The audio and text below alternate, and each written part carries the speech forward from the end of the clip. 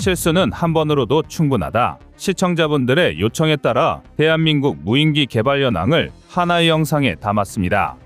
대한민국의 군사기술력이 정면 도전을 받고 있습니다. 특히 최근 KF-21 보라매의 초음속 돌파를 두고 왈가왈부하는 말이 많은데요. 결론을 종합해보면 KF-21을 과연 대한민국의 성과로 볼 수 있냐는 것입니다.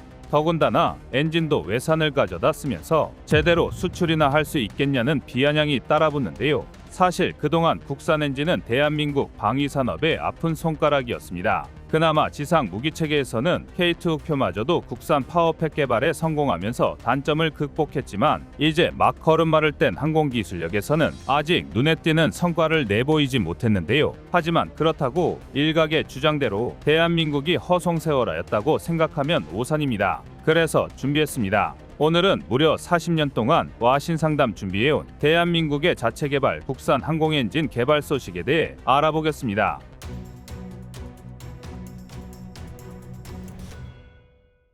얼마 전 KF-21 보라매가 성공적으로 음속이 벽을 돌파하면서 전 세계의 이목을 집중시켰습니다. 국내에서도 많은 분이 KF-21 초음속 비행을 지켜봐 주셨는데요. 개인적으로 2023년 최고의 명장면 중 하나로 기록되지 않을까 생각합니다. 하지만 이와는 별개로 적지 않은 분들이 자랑스러움과 안타까움을 동시에 느끼셨을 텐데요.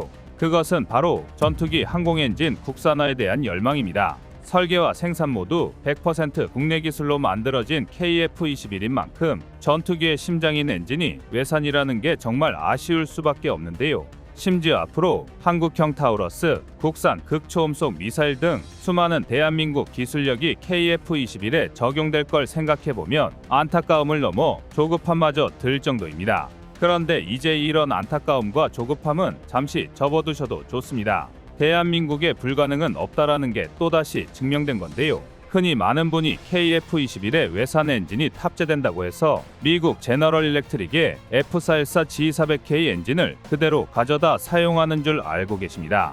그러나 실상은 전혀 다릅니다. 실제로 F414 엔진이 직수입으로 탑재된 건 안전성을 고려한 단 한 대의 시제기뿐인데요.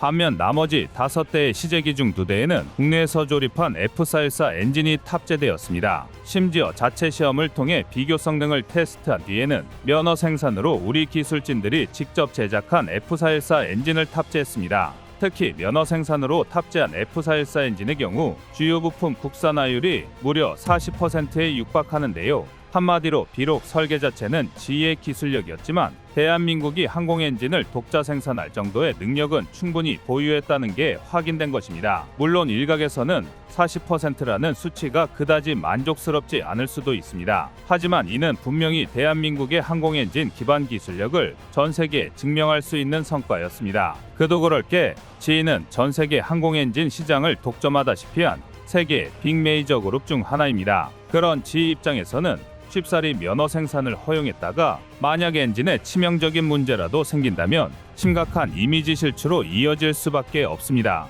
그렇기 때문에 항공엔진같이 초고도 기술이 필요한 부품은 그에 마땅한 기술 수준이 검증되어야만 생산 면허를 판매하는데요. 그럼에도 불구하고 한국은 남들이 항공기술의 걸음마를 떼었다고 생각할 때부터 이미 지희가 기술 협약을 맺고 F414G400K의 면허 생산을 시작했던 것입니다. 더군다나 엔진 제작에 필요한 주요 부품의 절반가량을 국산화했다는 것은 그만큼 대한민국 항공엔진 제조기술의 신뢰성을 증명하는 것이나 마찬가지인데요. 한마디로 정리하자면 대한민국의 항공엔진 기술력은 결정적인 핵심 기술에서는 아직 부족할지 몰라도 기반이 되는 기초기술은 이미 다져져 있다는 것입니다. 그리고 현재에 이르러 대한민국은 그동안 쌓아온 경험과 기술력을 바탕으로 자체 항공엔진 개발에 본격적으로 뛰어들었는데요. 바로 지난 2020년부터 방위사업청 주관으로 개발이 이루어지고 있는 5,500파운드 포스급 완제 터보팬 엔진입니다. 하지만 5,500파운드 포스의 출력은 전투기의 기동력을 뒷받침해주기에는 턱없이 부족할 수밖에 없는 만큼 대한민국의 1차 목표는 15,000파운드 포스급 엔진의 개발인데요. 1차 목표가 15,000파운드 포스인 이유는 바로 KF-21 보라매에 탑재된 F414G400K 엔진 출력이 14,770파운드 포스이기 때문입니다. 다시 말해 5개티와도 같은 KF-21의 외산 엔진을 국산 엔진으로 교체하겠다는 건데요. 그러나 여기까지만 설명해드리면 좀 갸우뚱하실 겁니다. 단순히 수치적으로만 보면 5,500파운드 포스와 15,000파운드 포스는 거의 2.7배가 넘는 차이다 보니 한국의 5,500파운드 포스가 정말 별것도 아닌 것처럼 보일 수도 있습니다. 그런데 이런 상황에서 벌써 15,000파운드 포스급 엔진을 얘기하는 건 시기상조로 느껴질 수도 있는데요. 그러나 여기에는 잘 알려지지 않은 한 가지 흥미로운 사실이 있습니다. 그것은 대한민국이 보유한 항공엔진 기술력이라면 지금 당장이라도 최소 8,000파운드 포스급 엔진 개발이 가능하다는 것입니다. 이게 갑자기 무슨 뚱딴지 같은 소리냐고 하실 수도 있는데요. 하지만 이것이 가능한 이유는 개발과 양산의 차이 때문입니다. 실제로 대한민국은 이미 2013년도에 5,500파운드 포스급 엔진의 터빈 입구 온도인 TIT 1600켈빈 섭씨 기준 1350도를 버틸 수 있는 기술을 확보한 상태입니다. 항공 엔진에서 가장 중요한 내구성을 위해 무려 1000도가 훌쩍 넘는 고열을 장시간 버틸 수 있는 신소재를 이미 10년 전부터 보유하고 있었던 것입니다. 여기서 끝이 아닙니다. 터보팬 엔진에 들어가는 4대 핵심 부품인 블리스크형 와이드코드 팬, VGV 적용 고압 압축기, 고온 냉각형 터빈 소재, 장수명 고부하 연소기의 개발 또한 마찬가지로 2013년에 이미 개발이 완료된 상태인데요. 즉 5,500파운드 포스라는 숫자는 KF-21이 실기체가 나오기 전까지 KFX로 불렸던 것처럼 최초의 프로젝트명을 그대로 유지하고 있을 뿐 2024년에 예정된 첫 비행에서는 더욱 높은 출력을 낼 것이 확실한 상황입니다. 실제로 국내 유일의 항공엔진 개발업체인 하나에어로스페이스의 관계자 또한 양산을 고려하지 않고 오로지 기술력만 놓고 본다면 당장이라도 고성능 전투기 엔진의 국산화가 가능하다고 밝힐 정도인데요. 물론 이런 초고도 기술을 하루아침에 확보할 수 있었던 것은 아닙니다. 대한민국의 항공기술력은 1980년대 주력 전투기인 F4 기체의 창정비를 성공적으로 해낸 것부터가 시작이었습니다. 당시 공군 수뇌부조차 가능성에 의구심을 품었는데요. 그러나 우리 기술진들은 아무런 기술력도 없는 상태에서 1년 만에 노후한 무기를 새 제품에 가까울 정도로 복원하는 창정비에 성공해냈습니다. 또한 창정비를 거쳐 국내 조립 생산 단계에 진입하자 당시 개발진들은 지휘로부터 건네받은 J85 엔진의 도면만 보고 수백 개의 부품을 모두 뜯었다 조립하길 반복했는데요. 그 결과 F4의 창정비를 완료한 지 불과 2년 만인 1982년에 KF5 제공호가 대한민국의 손에 의해서 만들어질 수 있었습니다. 또한 제공호 조립 성과를 바탕으로 J85 엔진 면허 생산이 가능해지자 기술력을 축적하며 엔진 압축기와 터빈, 연소기 등 43개 품목 764개 부품의 국산화에 성공하기까지 했는데요. 이 모든 과정이 1980년 창정비로 시작해 부품 국산화까지 불과 6년밖에 걸리지 않은 기적과도 같은 일이었습니다. 정말 불구리의지라는 말은 딱 우리 기술진들을 두고 하는 말 같은데요. 이뿐만 아니라 국내 유일의 항공엔진 제조업체인 하나 에어로스페이스의 경우 세계 3대 항공엔진 제조업체인 제너럴 일렉트릭과 롤스로이스의 핵심 엔진 부품 납품 계약을 체결한 상태입니다. 즉 대한민국의 항공엔진 기술력이 이제는 역수출까지 가능한 수준이라는 건데요. 그러나 유감스럽게도 바로 여기서부터 치명적인 장애물이 등장하기 시작했습니다. 대한민국이 아무리 기반 기술을 갈고 닦아도 항공엔진의 자체 개발은 결코 쉬운 일이 아니었습니다. 이는 물론 기술적인 어려움도 크게 한몫했지만 항공엔진 분야에서 특히 더 후발주자 견제가 심하기 때문인데요. 특히 한국 입장에서는 세계 항공 엔진 시장을 나눠먹고 있는 3대 제조사 미국의 제너럴 일렉트릭, GE, 프렛 앤 위트니 P&W, 영국의 롤스로이스 RR의 정보 제한과 수출 통제가 결정적이었습니다. 일례로 한국이 KF-16 최종 조립 국가로 선정되었을 당시 P&W는 F-16에 탑재되는 자사 F-100 엔진의 기술이나 시험 등에 관한 정보를 의도적으로 제한했는데요. GE와 한국이 맺은 최종 조립 계약을 무시하고 엔진에 관한 어떠한 정보도 전달하지 않은 것입니다. 이는 상당히 심각한 문제였습니다. 전차 같은 지상무기 체계야 엔진이 고장나더라도 받아서는 게 고작이지만 전투기는 최악의 경우가 추락입니다. 더군다나 한국처럼 인구 밀도가 높은 지역에서는 민간인 피해 가능성이 상당히 높은데요. 그럼에도 불구하고 P&W는 F-100 엔진에 대해서는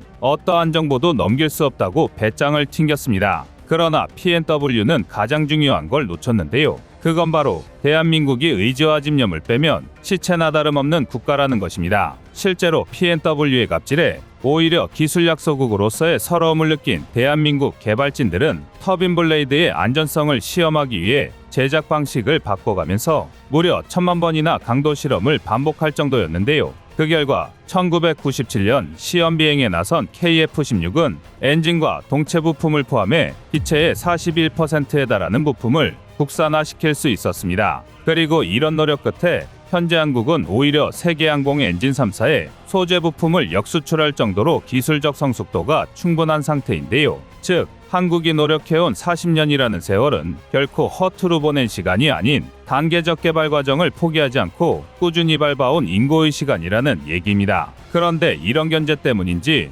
일각에서는 여전히 국산 항공 엔진 개발에 신중해야 한다는 여론도 존재합니다. 이미 신뢰도가 높은 3대 기업의 엔진을 사용 중인데 괜히 긁어부스럼을 만들었다가 수리와 기술 지원, 심지어 납품을 거부하는 등의 훨씬 더 노골적인 견제가 들어올 가능성이 있다는 것입니다. 그러나 이건 구더기 무서워 장 못 담근다는 말이나 진배 없습니다. 대다수의 전문가는 국산 항공기 엔진이 꼭 필요하다고 단언하는데요. 항공 엔진 분야만큼은 퀀텀 점프, 즉 단기간의 기술 격차를 줄이는 것이 불가능하기 때문입니다. 다시 말해 한 번이라도 명맥이 끊겨버린다면 쫓아가는 것은 물론 시도조차 하지 못하는 분야가 바로 항공 엔진입니다. 이를 보여주는 가장 단적인 예가 우크라이나 전쟁을 계기로 폭발적으로 성장하고 있는 무인 전투기 시장입니다. 만약 한국이 국산 항공 엔진을 포기하면 무인 전투기 시장에서조차 후발주자로 뒤처지게 됩니다. 특히 레이더에 잡히지 않는 차세대 스텔스 무인기가 제공권 확보의 새로운 게임 체인저로 주목받는 만큼 국산 항공 엔진의 부재는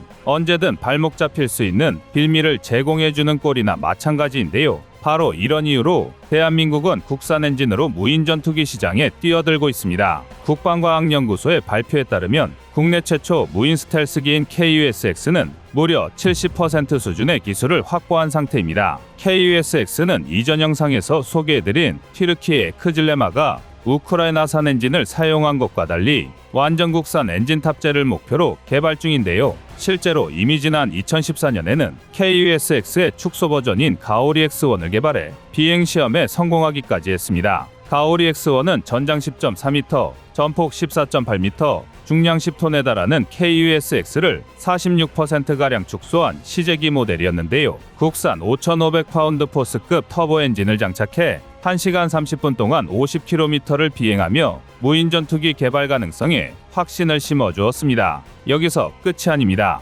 공개된 KUSX의 외관을 보면 꼬리 날개가 사라진 모습입니다. 이는 현존하는 스텔스 모형 중 가장 높은 수준의 저피탐 영상인데요. 여기에 더해 한국형 장거리 유도 폭탄 KGGB를 포함해 각종 신형 소형 미사일 등이 탑재될 예정입니다. 오죽하면 KUSX를 목격한 다수의 외신이 미니 B2 폭격기라는 별명까지 붙여줄 정도인데요. 그런데 아직 끝이 아닙니다. 지난 대한민국 방위산업전 DX코리아 2022에서 대한항공은 KF-21 전투기와 멈티 자율운항이 가능한 로열 윙맨 KUSLW를 공개하면서 전 세계 군사 관계자들을 병하게 빠뜨렸습니다. 그도 그럴 게 KUSLW는 전장 10.6m, 폭 8.4m의 크기에 현재 개발 중인 국산 터보팬 엔진이 탑재될 예정인데요. 앞서 말했던 것처럼 5,500파운드 포스라는 이름은 단순히 프로젝트의 일관성을 위한 상징적인 숫자를 의미할 가능성이 큰 탓에 전문가들은 KUSLW의 추력이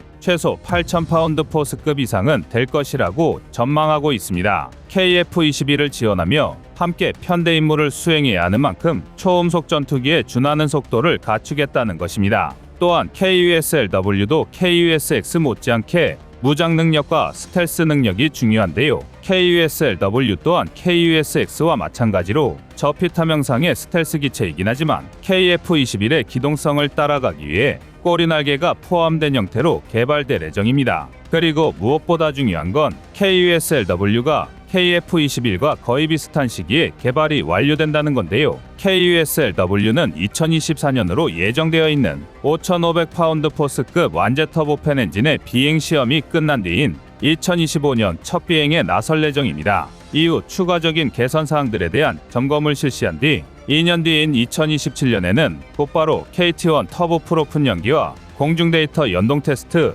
즉 멈티 기능에 대한 시험을 진행할 예정인데요. 이쯤이면 딱 KF-21이 블록1 양산을 끝내고 블록2 개량을 시작했을 때입니다. 즉 KF-21과 KUSLW를 동시에 개발해 남들보다 빨리 5.5세대, 6세대기를 완성하겠다는 계획인데요. 후발주자로 시작한 대한민국이 마침내 최상위권 선두로 올라서는 것입니다. 이처럼 대한민국은 와신상담이 자세로 철저히 쌓아올린 항공기술력을 한순간에 폭발시키고 있는데요. 비단 얼마 전까지만 해도 이미 검증된 고성능의 엔진과 여러 부품이 방산 시장에 널려 있는데 조립만 하면 되는 걸 굳이 개발에까지 나선다며 국산을 고집하는 대한민국을 비난하는 목소리가 컸습니다. 그러나 지금에 이르러서 대한민국이 고집이 결국 옳은 선택이었다는 게 증명되고 있습니다. 대한민국은 해외 의존적인 기술 종속을 탈피하고 미래 방산 시장에서 미국과도 정면 승부를 겨뤄볼 만한 성장 동력을 마련하게 되었습니다. 과거 1990년대만 해도 대한민국과 선진국 간의 항공엔진 기술 격차는 최소 30년 이상 벌어져 있다는 것이 정론이었는데요. 결코 넘을 수 없는 벽처럼 느껴지던 30년이라는 시간은 어느덧 10년까지 줄어들었습니다. 그리고 이제 앞으로 20년 동안 대한민국이 또 얼마나 빠르게 발전할지 기대하는 마음으로 지켜보겠습니다. 이상 꺼리튜브였습니다. 안녕하세요, 꺼리튜브입니다. 여러분의 가부나 성원에 힘입어 군사무기에 관심 없는 분들도 쉽게 이해하실 수 있는 대한민국의 육해공 군사무기의 숨은 비하 이야기를 책으로 엮었습니다. 하루 종일 검색해도 절대 찾을 수 없었던 비밀스러운 내용을 이제 책으로 만나보세요.